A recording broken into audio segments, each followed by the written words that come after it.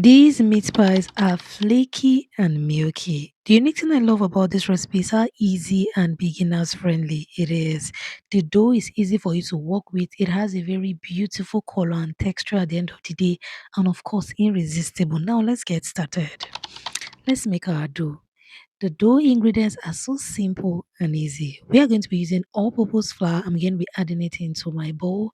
I'm using 500 grams of flour, but I use 1 kg of flour for this recipe. So I'm going to be mixing them in batches. That is 500 grams of flour in two places. I added 250 grams of butter. I'm going to be using my pastry cutter to fully cut through my butter to make it easy for me to get it into my dough without stress. Now, for our wet ingredients, we are using evaporated milk and one medium sized egg. Make sure your evaporated milk is cold and your egg is cold. I'm adding all of the mixture into my dry ingredients. I use 100 mils of evaporated milk and one medium sized egg. That was enough to get my dough together. After mixing this is the first batch. I'm going to wrap it in my kitchen film and keep it in the fridge. And this is the second batch. I'm going to also wrap it in my kitchen film and, of course, get ready to keep them in the fridge.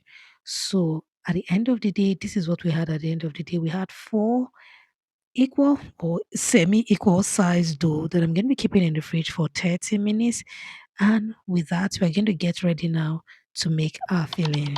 If this is your first time of stopping by Debbie's Kitchen, you're so welcome. Thank you for your love and subscription. Thank you for your support.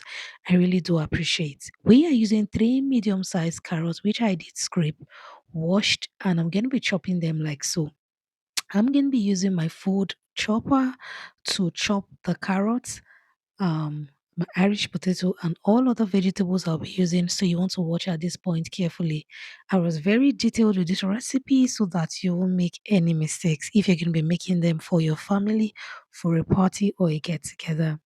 After chopping my Irish potato, I'm going to set it aside. Go on now to chop my green bell peppers. These are the vegetables I usually advise you should use for your Nigerian meat pies. Your carrots, your green bell pepper, and of course your spring onions. It gives your Nigerian meat pies an irresistible taste and it's usually extremely delicious. Make sure they are fresh and you do not need too much, just medium sizes will do. I'm going to be using my chopper now to chop my carrot. I'm using the small size chopper just to chop my carrots, my green bell peppers, then of course my Irish potato. I'm using the same size all the way through. This will give my vegetables equal size, which will make them look more appealing and more professional in my filling. At the end of the day, these are the ingredients we are going to be using for our filling. The other parts of my spring onions, I'm going to shred them with a little bit of garlic and ginger and a little bit of scotch bonnet pepper, and let's get ready to make our filling. I'm going to be sauteing my onions, garlic, and ginger mix alongside my scotch bonnet pepper. I'm going to saute them for a few minutes and go on out to add in 750 grams of my miced beef. Now you can decide to use scotch bonnet pepper or powdered cayenne pepper, anyone that you like is perfect. But I prefer the fresh form, my scotch bonnet pepper. It gives me more heat and flavor to my Nigerian filling.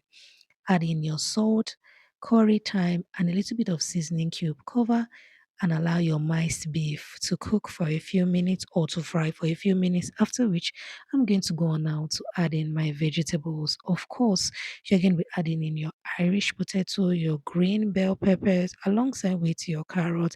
Then you're going to mix it thoroughly. Then, of course, this is what you're going to do to your Nigerian meat pie filling. I'm going to add in a cup of normal temperature water so that my Irish potato and all other vegetables will cook properly. At this point, while we are waiting for our vegetables to cook, we're going to prepare our slurry. We are using 4 tablespoons of water to 2 tablespoons of your corn flour. Mix it thoroughly, set aside. Go on now to check on your Nigerian meat pie filling or your pie filling.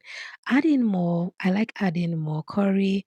Adjust your salt and seasoning at this point. Please taste along at this point. I'm going to go on out to add in my spring onions, go on out to add in my slurry. Then I'm going to add half tablespoon of your melted butter. You can use 1 tablespoon, but because I had enough oil in my filling, I just went for half tablespoon. It will enhance the taste of your filling and make it taste more appealing and irresistible. You can decide to skip it if you know you're not comfortable with adding butter to your filling.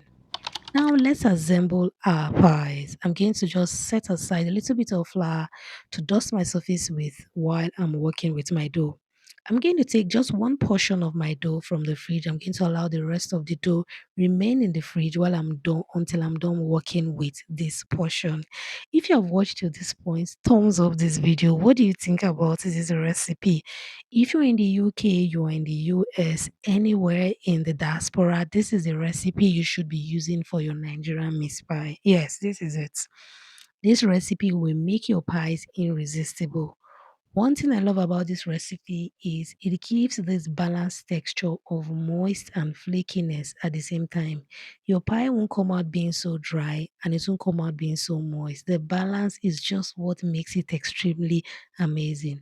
Get a bowl of soup in your kitchen, cut out around circle, or whatever you have in your kitchen that can cut out round circles for you. Add like a tablespoon of your filling after brushing the edge of your neatly cut dough with your egg mix. Then go on out to see with your finger. You can see how malleable the dough is. You're not going to struggle with your dough breaking apart or your dough tearing apart because this recipe gives you a manageable dough. So if you are a beginner and you've tried other recipes and you found out that you struggled with your dough, this recipe you won't struggle. The dough is easy to work with and it's really amazing. When I discovered this recipe, I got so excited. Yes. Some of you have tried my extra flaky meat pie recipe. Some of you liked it, but you complained that your dough was breaking. This one will not stress you at all, I can assure you. I'm going to be using my cutter now. After sealing me previously with my fork, you can also seal with your cutter. If you have a cutter, this is how you do it. Brush your cutter with a little bit of flour. Go on now to place your neatly rolled dough in there. And of course, add in generous amount of your filling. Depending on the size of cutter, you can go between a tablespoon of your filling to a tablespoon and a half.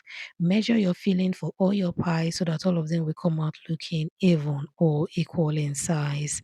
After which, press your cutter together, then remove the excess dough. Then, of course, your dough or your pie is ready. You may need to poke your pie with your fork to allow space for your pie to breathe, or you can decide to cut through your pie just to give it a unique and a different design. After brushing your pie with your egg wash or your egg mix, you can decide to break one egg, add a little bit of your skimmed or full cream milk, or brush with just egg yolk alone if you want your pie to have that deep brown color. But I'm using just one egg. I didn't add anything. This is the first tray after baking, and this is my second tray after baking at 180 degrees Celsius, so between 25 to 35 minutes, depending on the kind of oven you will be using.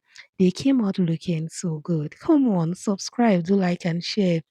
Thumbs up this video. Look at the different designs I did in my pie. Some of them I did cut through, some of them I poked with fork, some of them I didn't even make any design at all, and they all came out looking so yummy. The dough is moist and flaky, the filling is irresistible. See you in my next one.